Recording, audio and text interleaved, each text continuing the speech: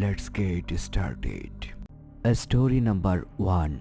The storm came in fast, an unrelenting blizzard that swallowed the small mountain town of Clearwater in a shroud of white. The forecast had mentioned snow, but nothing like this.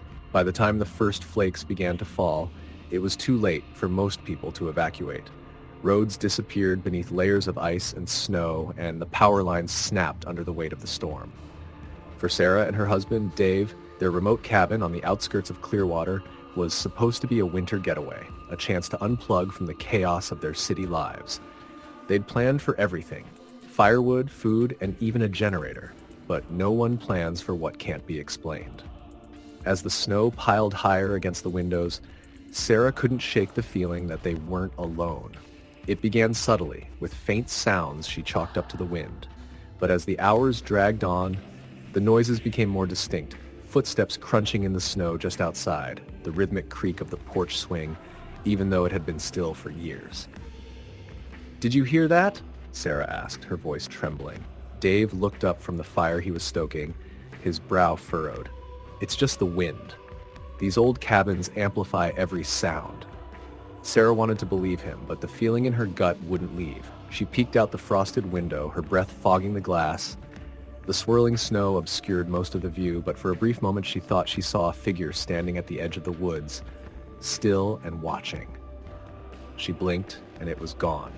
"Dave," she whispered, her voice barely audible. "What now?" he asked, irritation creeping into his tone. "I think someone's out there." He sighed, dropping the poker. "You're imagining things. No one in their right mind would be out in this weather." Sarah didn't argue, but she stayed by the window, deft, scanning the storm for any sign of movement. Hours passed, and the storm only grew worse. By nightfall, the cabin felt like it was sinking into a sea of snow. It was after midnight when the banging started, a loud, deliberate pounding on the front door that echoed through the cabin. Sarah bolted upright from the couch, her heart racing. "Someone's here!" Dave grabbed the flashlight and headed toward the door. "Stay back," he ordered, though his voice wavered. The pounding grew louder, more insistent. "Who's there?" Dave called out, his hand hovering over the doorknob.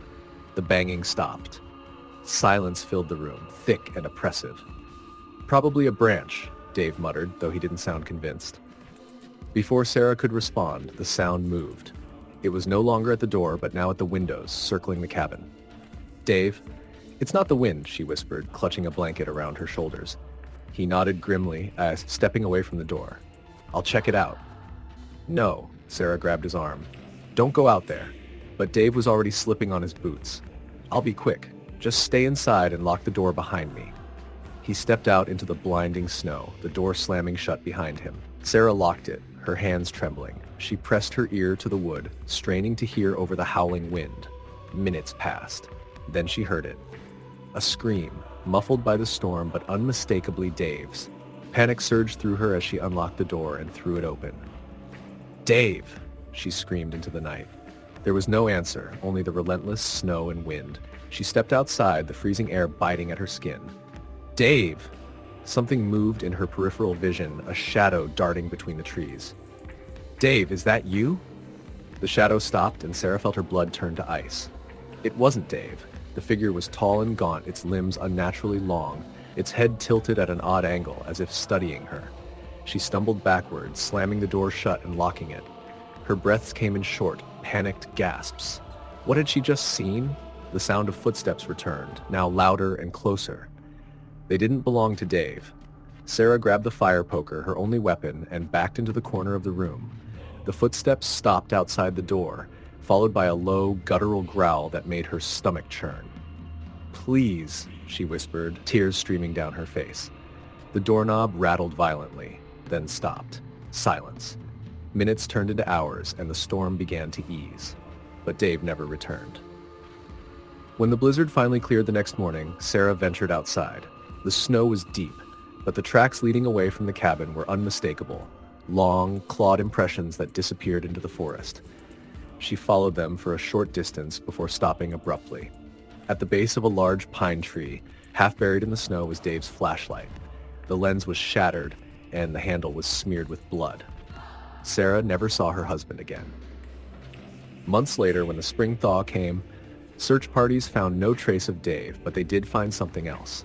Strange markings carved into the trees around the cabin, symbols that no one could identify, but that left an unsettling feeling in the pit of every stomach. Sarah never returned to the cabin, but sometimes, in the dead of winter, when the snow falls thick and heavy, locals claim they hear screams carried on the wind and see a shadowy figure lurking at the edge of the forest. Stay away from the woods, they warn newcomers. The storm wasn't the only thing that came that night.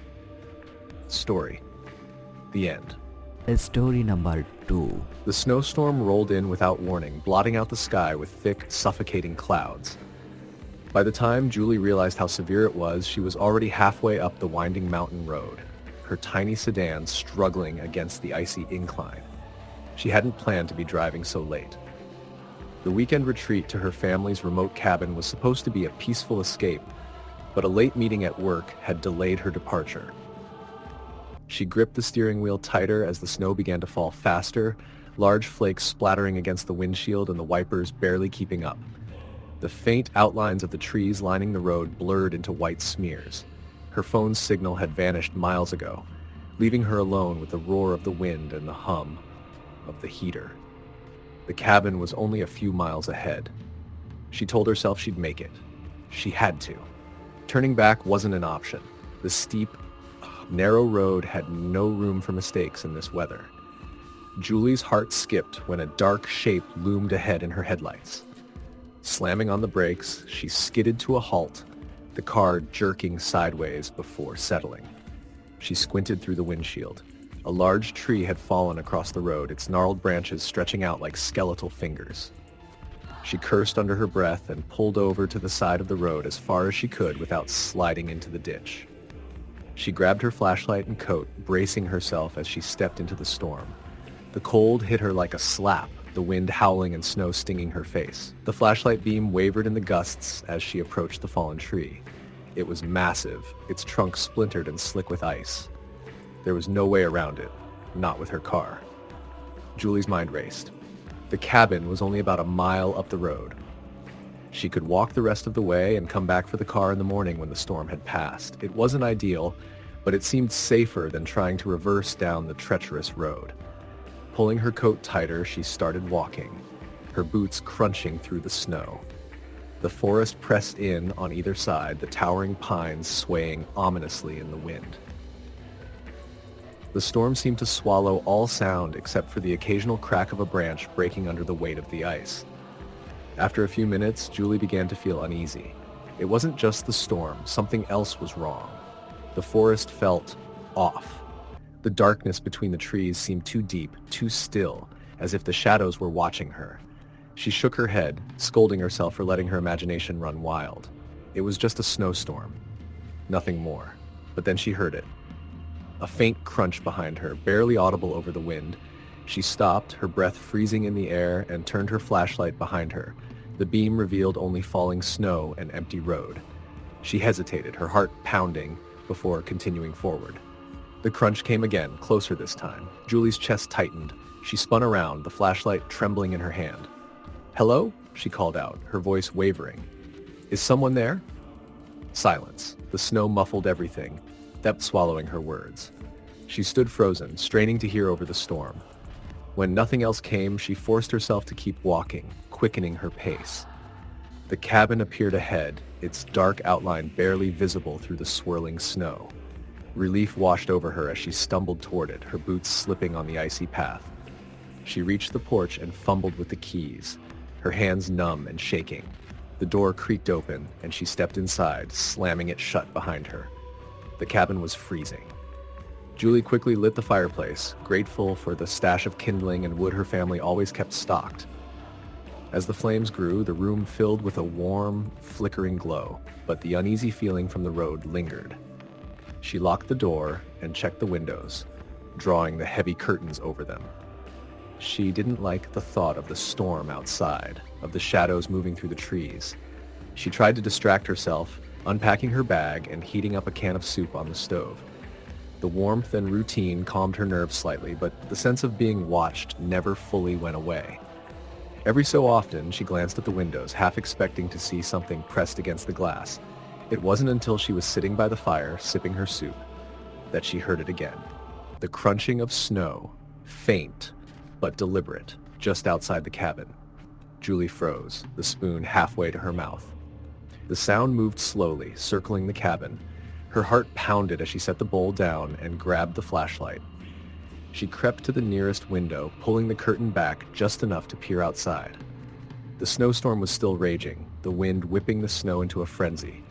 At first she saw nothing. Then her eyes caught movement. A dark figure standing just at the edge of the forest, barely visible in the chaos of snow. Julie's breath hitched. It was too far away to make out details, but it was unmistakably human. "Hey!" she shouted, banging on the window. "Who's out there?" The figure didn't move. It stood unnaturally still, like a shadow carved out of the night. Julie's stomach churned as a new realization dawned. It wasn't wearing any winter gear. No coat, no hat, no scarf. Just a pale, thin outline against the storm. She dropped the curtain and backed away, her hands trembling. This wasn't normal. Whoever or whatever was out there shouldn't have been able to survive in this weather. She grabbed her phone, hoping against hope for a signal, but the screen only displayed no service. The crunching started again, this time louder and closer. Julie grabbed the fire poker from the hearth, gripping it tightly as she positioned herself in the middle of the room. The sound moved to the porch, the boards creaking under the weight of unseen footsteps. Then came the knock, slow and deliberate, 3 loud bangs on the door. Julie's knees felt weak. "Who is it?" she called out, trying to keep her voice steady. No answer. The doorknob rattled and the bangs came again, harder this time. Julie backed away, her heart racing. "Go away," she shouted. The banging stopped, but the silence that followed was worse. Minutes passed, and the only sound was the crackling of the fire. Julie's grip on the poker tightened. She was about to approach the door when the window shattered. Glass sprayed across the room as the freezing wind rushed in. Julie screamed, swinging the poker wildly in the direction of the noise. The curtains billowed in the gusts, obscuring her view of the broken window. She stood frozen, waiting for something to emerge, but nothing came. Gathering her courage, she stepped closer, pulling the curtains aside. The figure was gone. All that remained were jagged shards of glass and snow piling on the windowsill. She didn't sleep that night. She stayed by the fire, clutching the poker and jumping at every sound. When dawn finally broke, the storm had passed, leaving the forest buried in a heavy blanket of snow.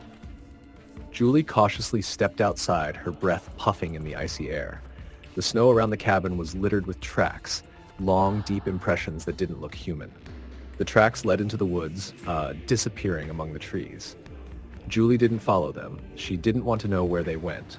She left the cabin that morning, abandoning her car and hiking down the mountain to the nearest town.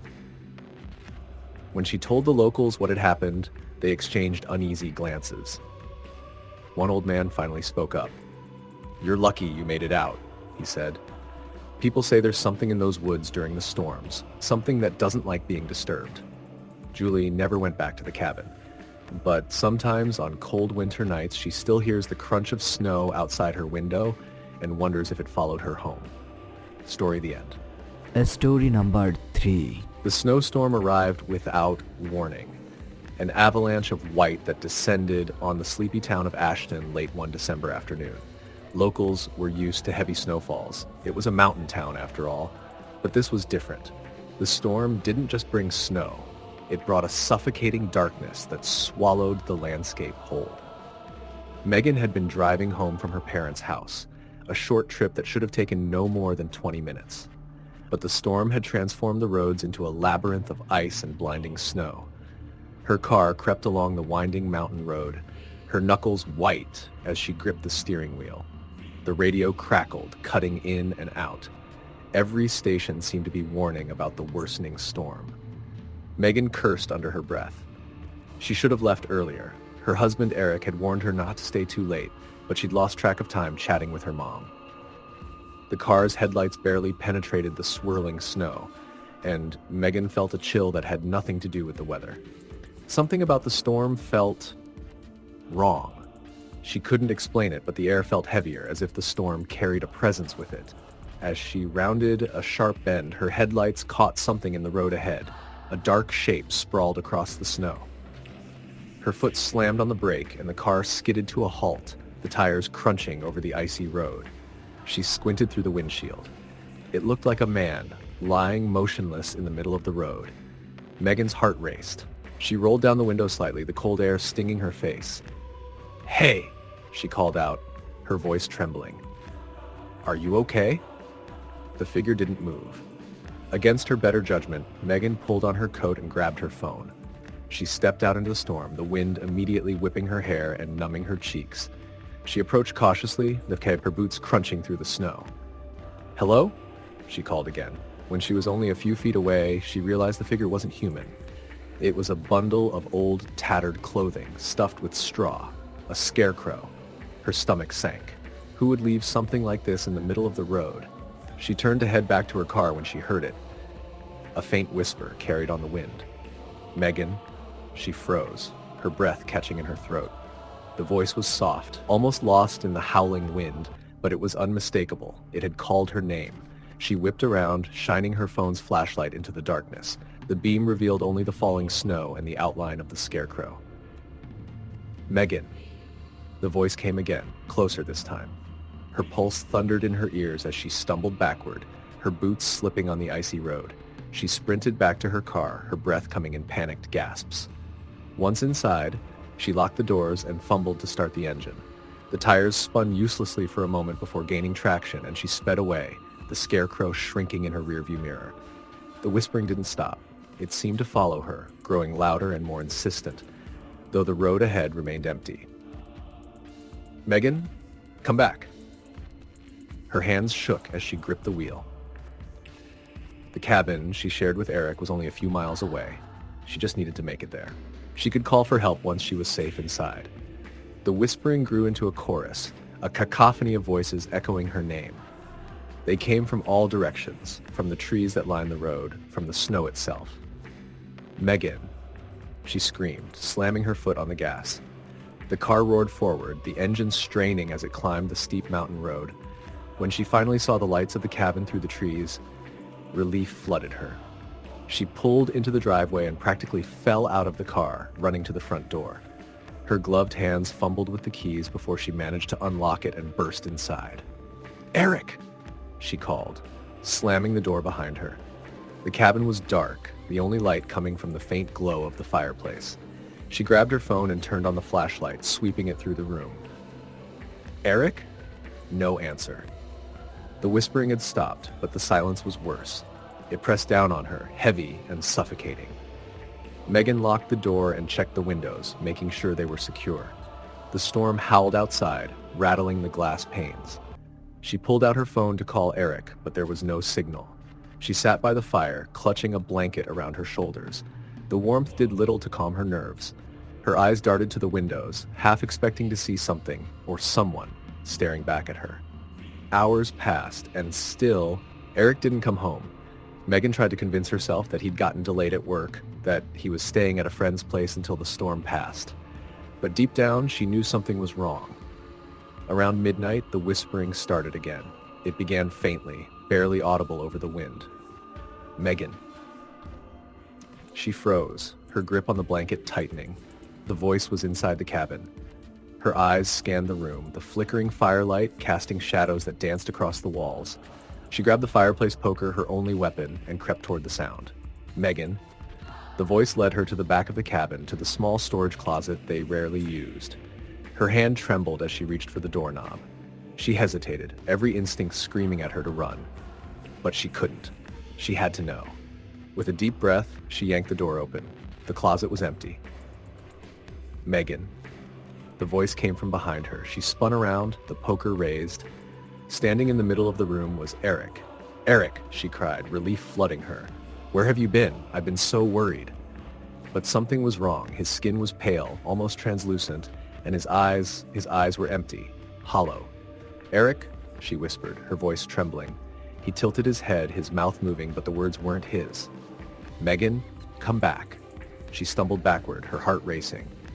"Eric, what's happening? What's wrong?" He took a step toward her, his movements jerky, unnatural. "Megan, you left us." "Us?" she whispered, her back pressing against the wall.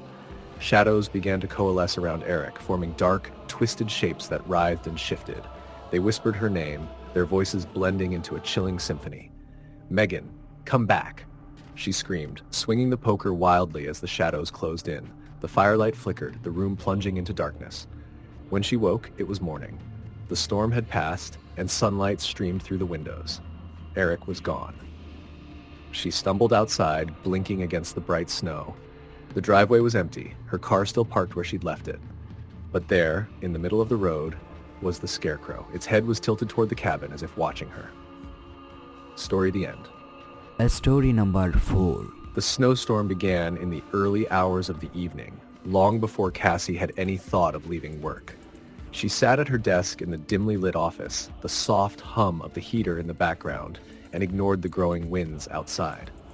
The forecast had warned of a snowstorm, but the words minor accumulation had been thrown around, and Cassie, along with everyone else in her small mountain town, had dismissed it. By the time she stepped outside, it was a different story. The snow had transformed the streets into a blanket of white, and the wind lashed violently against the buildings. Cassie shivered as she unlocked her car, fumbling with frozen fingers to get the engine running.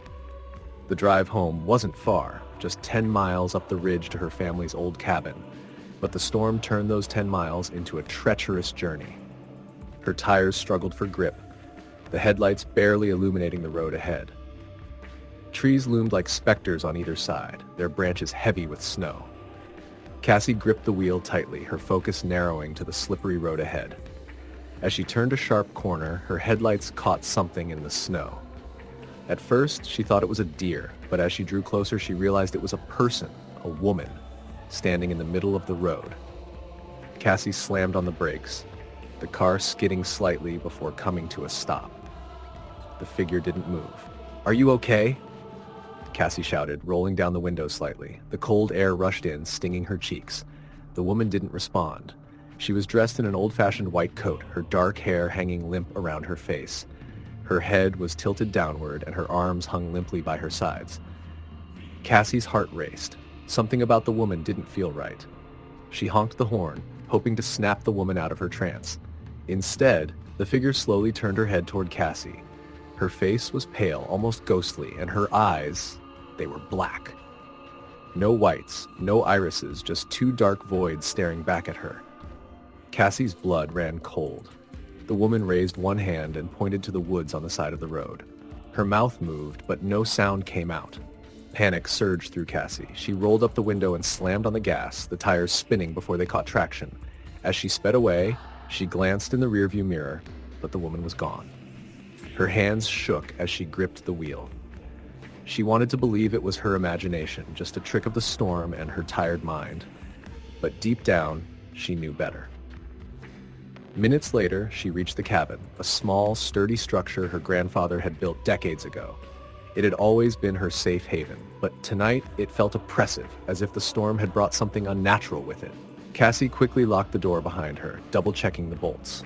She lit a fire in the old stone fireplace, the flickering flames casting long shadows across the room. Despite the warmth, she couldn't shake the chill that had settled deep in her bones. She tried to distract herself, unpacking her work bag and making a cup of tea, but her mind kept replaying the image of the woman in the snow. Who was she? And why had she pointed to the woods? Outside, the wind howled, rattling the windows. Cassie tried to tell herself it was just a storm, nothing more, but then she heard it, a faint knock at the door. She froze, her heartbeat thundering in her ears. The knock came again, louder this time. Cassie crept toward the door, her hand trembling as she reached for the doorknob. "Who's there?" she called out. No answer. She peered through the peephole, but all she saw was swirling snow. The knock came again, more insistent. Against her better judgment, Cassie unlocked the door and cracked it open. The cold wind rushed in, biting at her skin, but there was no one there. Just as she was about to close the door, she saw them, footprints in the snow, leading from the road to her front porch. But there were no footprints leading away. Cassie's breath hitched. She slammed the door shut and locked it, her mind racing. The knocking didn't come again, but the sense of being watched lingered. Cassie pulled the curtains tight and stayed by the fire, clutching a blanket around her shoulders. Hours passed, and the storm showed no signs of letting up. She checked her phone hoping for a signal, but there was none. The cabin felt like an island, isolated and vulnerable. Around midnight, the power went out. The cabin was plunged into darkness, save for the faint glow of the fire. Cassie lit a few candles, their flickering light doing little to ease her nerves. As she moved through the cabin, checking the locks again, she heard something, a faint whisper, almost drowned out by the wind. "Cassie." She froze, her heart pounding. The whisper came again, louder this time. "Cassie." It was coming from outside. She tried to convince herself it was just the wind playing tricks on her, but the sound was unmistakable. Someone or something was calling her name. She grabbed the fireplace poker and crept to the window. Pulling the curtain back just enough to peek outside, she saw nothing but snow and darkness. Then, out of the corner of her eye, she saw movement. The woman from the road was standing at the edge of the woods, her white coat blending with the snow. Her dark eyes seemed to glow, and her hand was still pointing, this time, directly at the cabin. Cassie stumbled backward, her chest heaving. "Leave me alone," she screamed. The figure didn't move. Cassie backed into the center of the room, gripping the poker tightly. The whispers grew louder, more insistent, filling the cabin with a cacophony of voices. And then, just as suddenly as they had started, they stopped. The silence was deafening. Cassie's eyes darted around the room, her breath shallow. The fire flickered, casting strange shapes on the walls. Then, the front door creaked open. Cassie turned, her stomach dropping. The door was wide open, snow blowing into the cabin. She lunged forward, slamming it shut and locking it again. Her eyes scanned the room, but it was empty, or so she thought. When she turned back toward the fireplace, the woman was there, standing in the center of the room. Her black eyes bore into Cassie's, and her lips twisted into a cold, unnatural smile. "Come with me," the woman said, her voice echoing with otherworldly resonance. Cassie screamed, swinging the poker at the figure, but it passed through her as if she were made of smoke. The woman stepped closer, her presence freezing the air around her. "You can't run from us." Cassie stumbled backward, her vision blurring as the room seemed to tilt and spin. The last thing she saw before everything went black was the woman's face. Impossibly close, her smile widening. When Cassie woke, the storm was gone. Sunlight streamed through the windows, and the cabin was eerily quiet. She looked around, expecting to see signs of the night's events, but everything was normal. The fire had burned out, the door was locked, and the snow outside was undisturbed. It was as if nothing had happened. But Cassie knew better. As she stepped outside, she glanced toward the woods. The woman was gone, but something else caught her eye, her footprints in the snow, leading from the cabin to the road, and alongside them were another set of footprints. Story... the end. Story number 5. The snow began to fall just after dusk. Fat, heavy flakes that blanketed the countryside in a matter of hours. Kate didn't think much of it at first. Snowstorms weren't uncommon in the isolated mountain town where she and her husband Tom had moved the previous spring. They'd bought the small cabin at the edge of the woods as a retreat, a place to escape the noise of the city. By the time Kate finished cleaning up after dinner, though, the snow was coming down in earnest. And the wind howled, rattling the windows and whistling through the cracks in the old cabin. She glanced at the weather app on her phone, but it refused to load. No service. "Tom?" she called out. He was outside, checking the generator to make sure it would hold up if the power went out. She waited a few moments before pulling on her coat and stepping outside. The cold hit her like a slap, and the wind whipped her hair into her face. "Tom!" she shouted, her voice barely carrying over the storm. The generator was running, a low hum coming from behind the cabin, but Tom was nowhere to be seen. Kate's stomach tightened. She turned back toward the house, the snow already covering her boots. As she reached the porch, the wind seemed to shift, carrying with it a faint sound.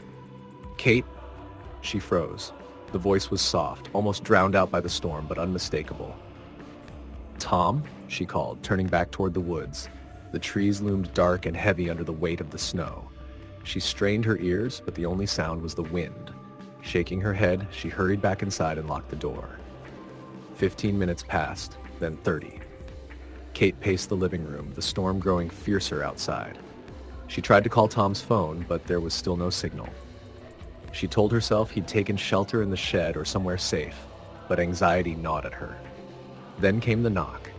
It was faint at first, a soft tapping at the front door. Kate's heart leapt, and she ran to the door, throwing it open without thinking. The porch was empty. Snow swirled in the wind, and Kate squinted into the darkness. "Tom?" she called again, her voice trembling. The only answer was the howling wind. She shut the door, her hands shaking as she locked it. "It's just the wind," she whispered to herself. But the knock came again. This time, it was louder, more deliberate. Kate hesitated, her pulse racing. She grabbed the flashlight from the kitchen counter and crept toward the door. "Who's there?" she demanded, her voice cracking. There was no reply, just the relentless knocking. With a deep breath, she flung the door open again. Standing on the porch was a man. His face was pale, almost gray, and his eyes were glassy, unfocused.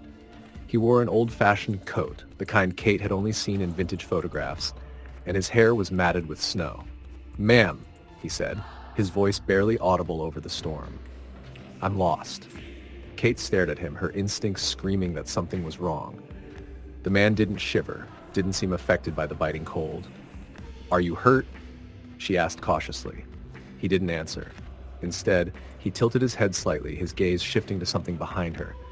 Kate turned to look, but there was nothing there. When she turned back, the man was gone. The porch was empty, the snow undisturbed. She slammed the door shut, her heart pounding. Inside, the air felt heavier, the shadows deeper. The fire in the hearth flickered, casting strange shapes on the walls. Kate tried to convince herself it was her imagination, that she was just tired and stressed. But as the night wore on, the sense of unease grew. At some point, she fell asleep on the couch, the blanket pulled tightly around her. She woke with a start to the sound of footsteps. They were faint but distinct, the creak of old wood under weight. Kate sat up, her breath catching in her throat. The footsteps were coming from above, from the attic. She grabbed the flashlight and the fire poker, her hands trembling as she made her way to the attic stairs. "Tom?" she called, her voice barely above a whisper. The footsteps stopped. She hesitated at the base of the stairs, every instinct telling her to turn back. But something pushed her forward. She climbed the steps slowly, the flashlight beam trembling as she reached the top. The attic was empty. The only things there were old boxes and cobwebs, the faint smell of dust and mildew. But the footsteps started again, this time behind her. She whipped around, the flashlight catching a fleeting shadow, something dark and quick moving out of sight. Her heart raced as she stumbled down the stairs, slamming the attic door behind her. The whispers began soon after. At first, they were faint, indistinct murmurs that seemed to come from every corner of the cabin. But as the hours passed, they grew louder, clearer. "Kate, come outside." She covered her ears, rocking back and forth by the dying fire. She tried to tell herself it wasn't real, but the voices wouldn't stop. When the first light of dawn broke, the storm finally began to ease. Kate pulled herself to her feet, her body aching from tension and exhaustion. She opened the door cautiously, stepping out into the snow. The landscape was eerily still, the trees weighed down by fresh snow. She called out for Tom again, her voice hoarse, but there was no answer. As she walked toward the woods, she saw something in the snow, footprints leading from the cabin into the trees. They were large, like a man's, but they didn't belong to Tom. Kate followed them cautiously, her breath visible in the cold air. The tracks led deeper into the woods, where the shadows were longer and the snow seemed untouched by the morning light. She found him there, standing at the edge of a frozen creek. "Tom!" she cried, running toward him. But as she got closer, she saw it wasn't him. It was the man from the porch. He turned to face her, his expression blank, his eyes like twin voids. "You shouldn't have opened the door," he said softly. Kate stumbled backward, her chest tightening as the shadows around him began to move. They stretched and twisted, reaching for her. She turned and ran, her boots slipping on the ice. The whispers followed her, louder now, more insistent. She didn't stop until she reached the cabin. She slammed the door shut and locked it, her breath coming in ragged gasps. When she looked out the window, the man was gone, but the footprints in the snow remained, leading back to the cabin. Story the end. Story number 6. The snowstorm began in the late afternoon, earlier than the meteorologists had predicted. Lindsay had barely made it to the remote cabin before the first flakes started to fall. The cabin, nestled deep in the Appalachian Mountains, was her family's retreat, a place where they came to escape the grind of everyday life. But this weekend, Lindsay had come alone, hoping to find solace after her recent breakup. By the time she unloaded her bags and lit the fireplace, the storm had grown fierce. Thick snowflakes piled quickly on the ground, and the howling wind made the trees groan and creak ominously. Lindsay stood by the window, watching the storm, when her phone buzzed. Blizzard warning in effect. Avoid travel. Power outages likely. She sighed, setting the phone on the coffee table. She had been counting on a few quiet days to herself. A storm this severe wasn't part of the plan, but she told herself it was fine. The cabin had a generator and plenty of firewood. As the evening wore on, the storm intensified. The wind whipped against the windows and snow began to pile up in thick drifts. By the time Lindsay heated a can of soup for dinner, the cabin felt like it was in the eye of a raging storm. It wasn't until the first knock at the door that she felt a prickle of unease. It was faint, just a soft tap, tap, but in the isolated silence it was impossible to miss. She froze, the spoon halfway to her mouth, and listened. Tap, tap. Her heart quickened. She hadn't seen any cars on the way up, and the nearest cabin was a mile down the road. Who could be out in a storm like this? Lindsay set the bowl down and walked cautiously to the door. "Hello?" she called through the thick wooden frame. There was no answer. She hesitated, then peeked through the peephole. The porch was empty, the swirling snow obscuring her view of anything beyond the steps. Maybe it was just the wind, she thought, though the explanation didn't sit right with her. She turned the deadbolt and stepped back, her unease growing. The night dragged on, and the storm showed no signs of relenting. Lindsay tried to distract herself with a book, but her mind kept returning to the sound of the knock. It came again, louder this time. She jumped, her pulse racing. "Who's there?" she demanded, her voice shaky. Again, there was no response. She grabbed a flashlight and approached the door. This time, when she looked through the peephole, she saw something. A figure standing just beyond the porch, barely visible through the swirling snow. "Hello?" she called, her voice trembling. The figure didn't move. It was tall and thin, its silhouette blurred by the storm. Lindsay's instincts screamed at her to stay inside, but her curiosity won out. She unlocked the door and cracked it open, the icy wind biting her face. "Do you need help?" she shouted. The figure still didn't respond. It stood motionless, as though it were part of the storm itself. "Listen, I can't help you if you don't say anything," she said, her voice rising with frustration. The figure raised an arm and pointed. Lindsay's stomach dropped. The gesture was slow, deliberate, and it chilled her more than the wind. The figure wasn't pointing at her. It was pointing toward the woods. "What is it?" she asked, her voice barely audible over the howling wind. The figure didn't answer. Lindsay slammed the door shut, her hands trembling as she turned the lock. Her breath came in short gasps as she tried to make sense of what she'd just seen. The knocking didn't come again, but the unease in the pit of her stomach remained. She turned on every light in the cabin, seeking comfort in their glow, but the storm outside felt alive, pressing against the windows, creeping into her thoughts. Hours passed and Lindsay began to doze off on the couch, the fire crackling softly in the hearth. She woke to the sound of footsteps. At first she thought it was part of a dream. The sound was faint, a soft crunching of snow, but it grew louder, closer. She sat up, her heart pounding.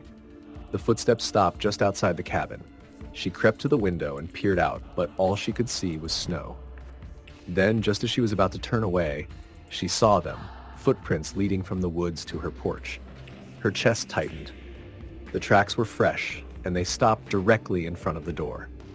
Grabbing the fire poker, Lindsay stood frozen in the middle of the room, her eyes darting between the door and the windows. Then the power went out. The cabin plunged into darkness, the firelight casting flickering shadows on the walls. Lindsay fumbled for her flashlight, her breaths coming in shallow gasps. "Stay calm," she whispered to herself. "It's just the storm." But she couldn't shake the feeling that she wasn't alone. A new sound broke the silence, a low guttural whisper that seemed to come from everywhere and nowhere. "Lindsay." Her blood ran cold. She spun around, shining the flashlight into the shadows, but there was nothing there. "Who's there?" she shouted, her voice trembling. The whisper came again, louder this time. "Come outside." "No," she cried, backing away toward the fireplace. "Now leave me alone." The whisper grew into a chorus, overlapping voices calling her name, beckoning her into the storm. The door burst open with a deafening crash, snow and wind swirling into the room. Lindsay screamed, her flashlight dropping to the floor. Standing in the doorway was the figure, its outline sharper now. Its face was pale, its eyes black voids that seemed to suck in the light. It pointed again, this time directly at her. "Come with me," it said, its voice echoing with an unnatural resonance. Lindsay shook her head, tears streaming down her face. No. The figure took a step forward, and the cabin seemed to grow colder, the fire sputtering in its presence. With a surge of adrenaline, Lindsay grabbed the poker and swung it wildly, but it passed through the figure as though it were made of smoke. The voices rose to a deafening roar, and the figure loomed closer. And then, just as suddenly as it had begun, the storm stopped. The wind died, the voices silenced, and the figure vanished. The cabin was still, the only sound the crackling of the fire. Lindsay sank to the floor, sobbing, her body trembling with exhaustion and fear. When morning came, the world outside was unrecognizable, buried under feet of snow. As she stepped onto the porch, she saw the footprints again. They led from the woods to her door, but there were no tracks leading away. She never told anyone about that night, but she never returned to the cabin either. Story the end. Story number 7. The snowstorm began with a whisper. Quiet flurries had danced in the cold air throughout the afternoon, but by nightfall the wind had risen to a low, steady howl. Maria had seen the storm warnings before heading up to the cabin, but she hadn't expected it to arrive so soon or with such ferocity. The cabin had been in her family for decades, perched on the edge of a dense forest in Vermont. It was small, rustic, and isolated, perfect for the quiet weekend Maria needed to finish grading papers from her teaching job. She had arrived just before dusk, unloaded her bags, and started a fire in the stone hearth. By the time the snow thickened and began piling up against the windows, Maria was already cocooned in a blanket, sipping tea, and trying to ignore the gnawing sense of unease that came with being alone in the woods. The power flickered once, twice, then went out completely. Maria sighed, grabbed a flashlight, and muttered to herself, "Of course." She checked her phone. No signal. That wasn't surprising. Service had always been spotty this far out. Still, the lack of connection added to her unease. She lit a few candles, their flickering glow casting strange shadows on the wooden walls. The wind outside grew louder, rattling the windows and whistling through the gaps in the cabin's old frame. The first sound came just after midnight, a soft, deliberate knock. Maria froze, the pen she had been holding slipping from her fingers. She stared at the front door, her pulse quickening. Knock. Knock. Knock. "Hello?" she called out, her voice shaky. No response. She grabbed her flashlight and crept toward the door, the beam of light trembling in her hands. Peering through the peephole, she saw nothing but swirling snow. Maria hesitated. The storm was too severe for anyone to be out in it. This who or what would be knocking at her door? She waited a few minutes, listening intently, but the knocking didn't come again. Telling herself it was probably a branch or some other natural explanation, she went back to the couch and tried to focus on her work. The next sound was louder. This time it wasn't a knock, but a heavy, deliberate thud, like something or someone was leaning against the door. Maria's heart raced as she stood, clutching the flashlight tightly. "Who's there?" She called out again, her voice firmer now. Again, there was no answer. Summoning her courage, she approached the door and opened it just a crack. The icy wind bit her face and snow swirled inside. There was no one there. She stepped onto the porch, her breath visible in the freezing air. The snow was pristine, untouched. No footprints, no signs of anyone having been there. Maria quickly retreated inside, bolting the door behind her. The unease that had been gnawing at her all evening had grown into full-blown fear. She locked every door and window, stoked the fire, and wrapped herself tightly in the blanket. It wasn't until she started hearing footsteps above her that she realized she wasn't alone. The attic. The footsteps were faint at first, just a soft creak of the wooden floorboards. Maria held her breath, straining to listen. The sound grew louder, heavier, as though someone or something was pacing back and forth. Her mind raced. The cabin was small, and the only way into the attic was a pull-down ladder in the hallway. She hadn't gone up there since arriving, and she was certain it had been empty the last time she checked. Gripping the flashlight, Maria forced herself to move. Each step toward the attic ladder felt like a battle against her own instincts. She stopped beneath the hatch and stared up at it, her heart pounding in her chest. "Is someone up there?" she called out, her voice trembling.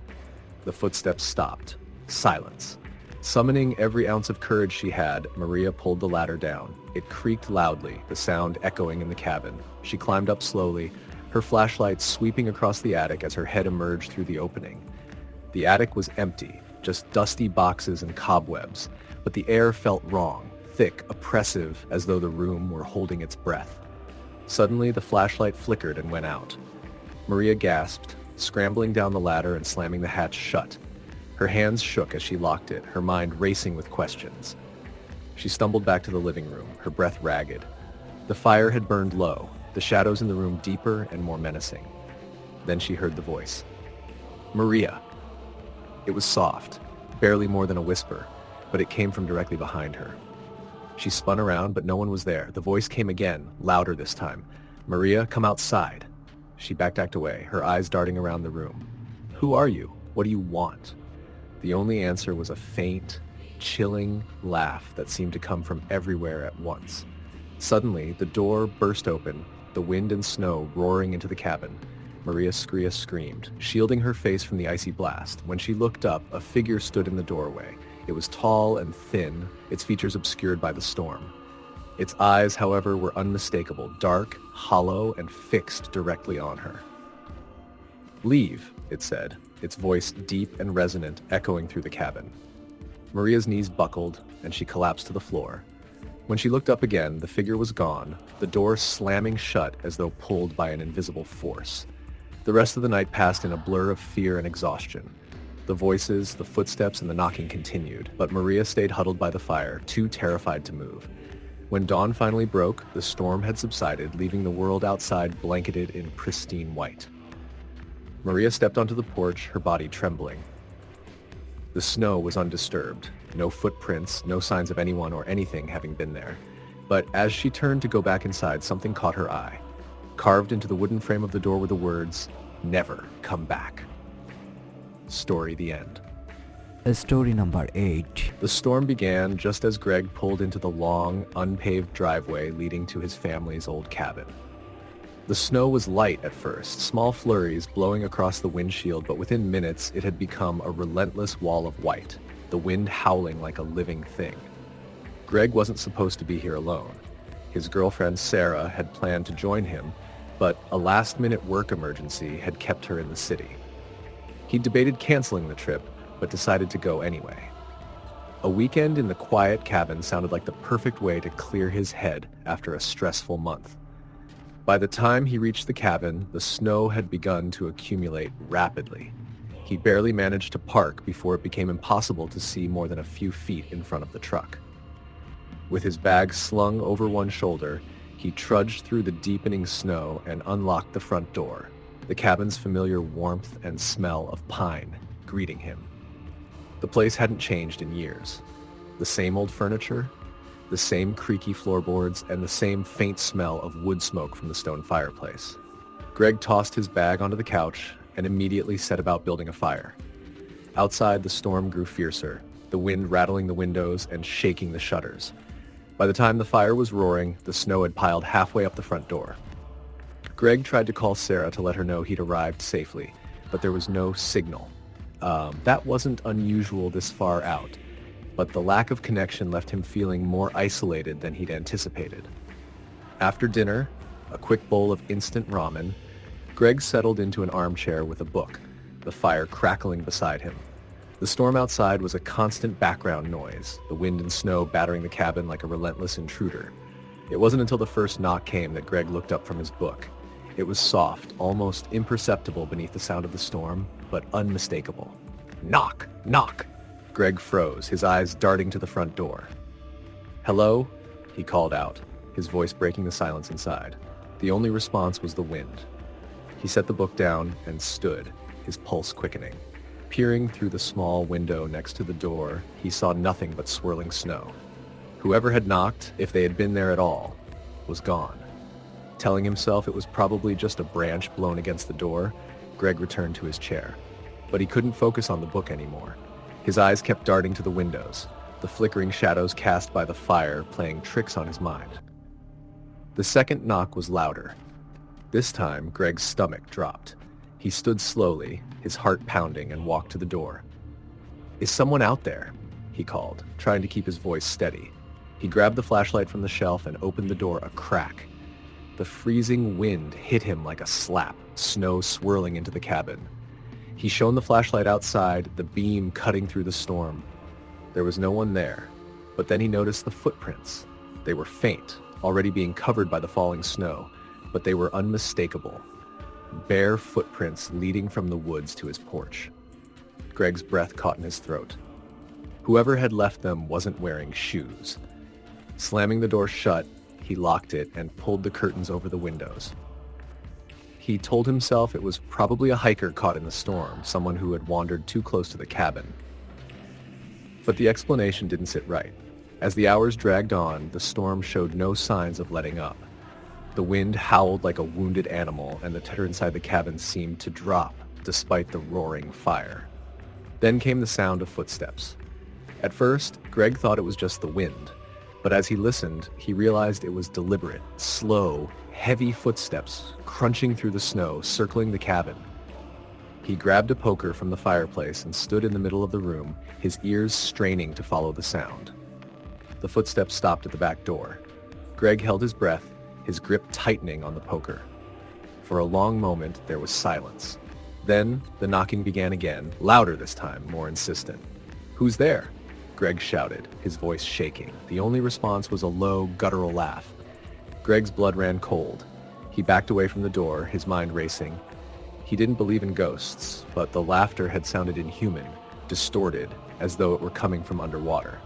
Suddenly, the lights flickered and went out, plunging the cabin into darkness. Greg fumbled for his flashlight, the beam shaky as he swept it around the room. The fire in the hearth had dimmed to an eerie glow, the shadows on the walls seeming to move and shift on their own. "Stay calm," he muttered to himself, his breath visible in the freezing air, but then he saw it. A figure standing just outside the window. It was tall and gaunt, its face obscured by the swirling snow, but its eyes, black and hollow, pierced through the darkness, locking onto Greg. He stumbled backward, his chest tightening with fear. The figure didn't move, didn't blink, just stared. And then it was gone. The next few hours were a blur of terror. The knocking continued, coming from every side of the cabin, sometimes in rapid succession, sometimes spaced out as though the figure was circling, hunting. At one point, Greg thought he heard whispers, low and indistinct, like voices carried on the wind. "Leave," they seemed to say. "Leave now." But there was no way to leave. The storm had buried his truck, and he knew he'd never survive the trek down the mountain in such conditions. When the first light of dawn broke through the storm, Greg finally dared to step outside. The snow was pristine, undisturbed except for the faint outline of footprints leading away from the cabin and into the woods. He didn't stay to investigate. Grabbing his things, Greg dug his truck out as quickly as he could and left, vowing never to return. Years later, he learned that the land the cabin stood on had once been the site of a tragic accident. In the early 1900s, a group of travelers had been caught in a sudden snowstorm and frozen to death just beyond the tree line. Their bodies were never recovered. Story the end.